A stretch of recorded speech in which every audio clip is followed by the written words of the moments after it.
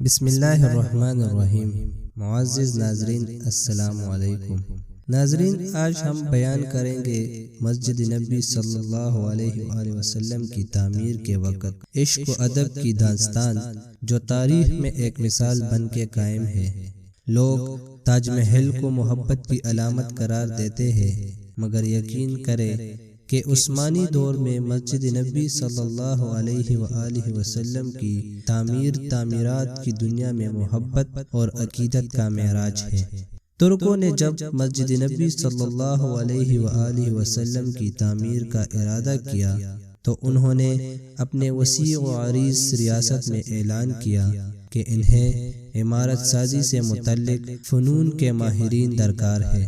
اعلان کرنے کی دیر تھی کہ ہر علم کے مانے ہوئے لوگوں نے اپنی خدمات پیش کی۔ سلطان کے حکم سے استنبول کے باہر ایک شہر بسایا گیا، جس میں اطراف عالم سے آنے والے ان ماہرین کو الگ الگ محلوں میں بسایا گیا۔ اس کے بعد عقیدت اور خیرت کا ایسا باب شروع ہوا جس کی نظیر مشکل ہے۔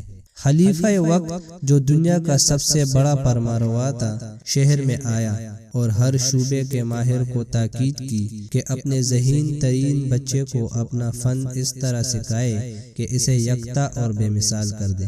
اسی اثنا میں ترک حکومت اس بچے کو حافظ قرآن اور شاہسوار بنائے گی۔ ناظرین، دنیا کی تاریخ کا یہ عجیب و غریب منصوبہ کئی سال جاری رہا۔ 25 سال بعد نوجوانوں کی ایسی جماعت تیار ہوئی جو نہ صرف اپنے شعبے میں یکتائے روزگار تھے، بلکہ ہر شخص حافظ قرآن اور باعمل مسلمان بھی تھا۔ یہ لگ بھگ 500 لوگ تھے۔ اسی دوران ترکوں نے پتھروں کی نئی کانیں دریافت کی، جنگلوں سے لکڑیاں کٹوائی، تختے حاصل کیے گئے اور شیشہ بھی پہنچایا گیا۔ یہ سارا سامان نبی کریم صلی اللہ علیہ وآلہ وسلم کے شہر پہنچایا گیا تو ادب کا یہ عالم تھا کہ اسے رکھنے کے لیے مدینہ منورہ سے دور ایک بستی بسائی گئی تاکہ شور سے مدینہ منورہ کا ماحول خراب نہ ہو۔ نبی کریم صلی اللہ علیہ وآلہ وسلم کے ادب کی وجہ سے اگر کسی پتھر میں ترمیم کی ضرورت پڑتی تو اسے واپس اسی بستی میں بھیجا جاتا۔ ماہرین کو حکم تھا کہ ہر شخص کام کے دوران باوضو رہے اور درود شریف اور تلاوت قرآن میں مشغول رہے۔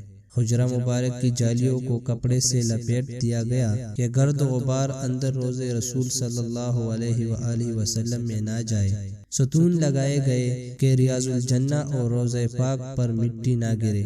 یہ کام 15 سال تک چلتا رہا اور تاریخ عالم گواہ ہے۔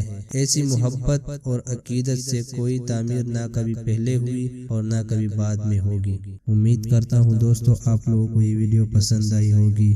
جاتے ہوئے ہمارے چینل کو سبسکرائب کریں اور ساتھ ہی موجود گھنٹی کا بٹن دبا کر ہمارے یوٹیوب چینل کی فیملی کا حصہ بن جائیں۔ تو ملتے ہیں نیکسٹ ویڈیو میں، تب تک کے لیے اللہ حافظ۔